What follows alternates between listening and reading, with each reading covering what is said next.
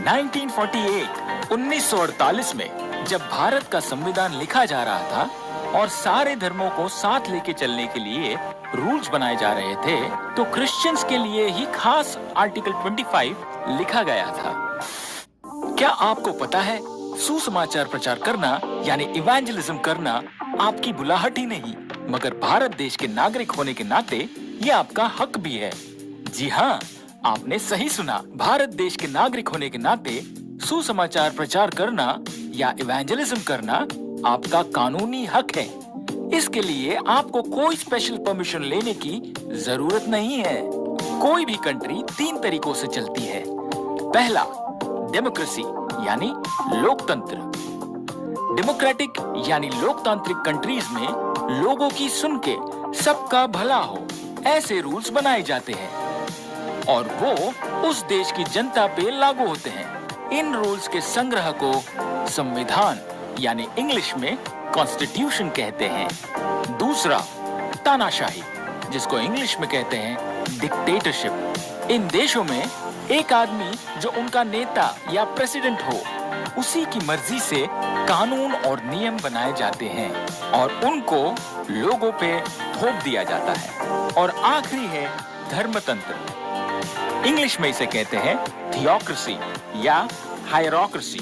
इन देशों में धार्मिक ग्रंथों और धार्मिक विश्वासों के आधार पे रूल्स एंड रेगुलेशंस बनाए जाते हैं और सारी जनता को उनको फॉलो करना पड़ता है, चाहे वो उस धर्म या धर्म ग्रंथ को माने या न माने। सौभाग्य से हमारा प्यारा देश डेमोक्रेटिक यानी एक लोकतांत्रिक देश है। भारत का संविधान आपको आपके धर्म और आपके विचारों को मानने और प्रोपेगेट करने यानी बांटने को अलाउ करता है। केवल भारत ही नहीं, किसी भी लोकतांत्रिक देश में ये अलाउड होता है।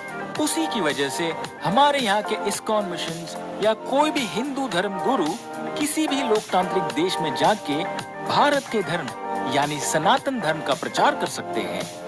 और अगर उनको वहाँ कोई रोक के, टोके, डराए, धमकाए तो ये असंवैधानिक यानी अनडेमोक्रेटिक एक्ट कहलाता है और इसकी कड़ी निंदा होनी चाहिए।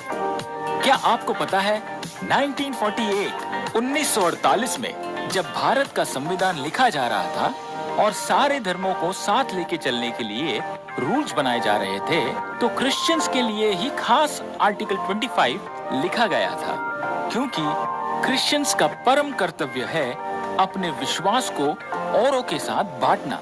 इसके सिवाय क्रिश्चियनिटी अधूरी है। तो भैया, अभी तक क्या समझे? Marketing and propagation is allowed, force is not. प्रचार करो लेकिन जबरदस्ती नहीं। अगली बार जब प्रचार करने बाहर निकलो तो हमेशा आर्टिकल 25 और आर्टिकल 28 की कॉपी साथ लेके चलो, ताकि अगर कोई आपको रोके या टोके तो प्यार से उन्हें समझाते हुए वो कॉपी उनको दे दे। और कोई आपको पुलिस के पास ले जाने की चेतावनी देता है तो डरिए नहीं, आपने कोई कानून नहीं तोड़ा है। जय मसीह, जय हिंद, जय भारत। अगर आपको ईसाई होने के नाते सताया जा रहा हो तो आप हमसे निम्नलिखित टोल फ्री नंबर पर संपर्क कर सकते हैं। परसिक्यूशन रिलीफ जल्द से जल्द आपकी समस्या का हल निकालने और आपकी सहायता करने का प्रयास करें।